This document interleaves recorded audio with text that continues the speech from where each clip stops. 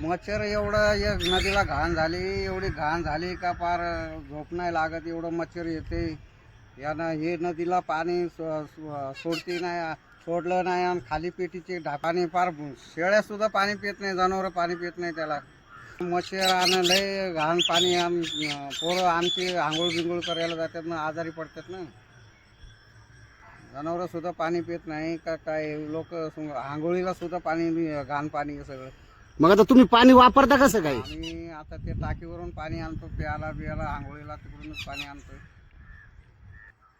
ढापे आहेत ना, ढापे काढून टाकायला पाहिजे ना. हे गटरीचं सगळं पाणी इथं या डोहामध्ये येतं ना, सगळे काय मासे काही कोण खाणार आहे? हे घाण पाण्यामुळे कोण खाणार आहेत मासे? आपण मासे आहेत का? एवढे मासे मारलं तर मारणारे मासे तरी आम्ही इथं घाण याच्यात मासे खात नाही आम्ही. पण त्याच्यात मासे नसतील ना? मासे आहेत पण ते कोणी खाणार बी नाही, एवढं घाण पाणी येते त्याच्यात.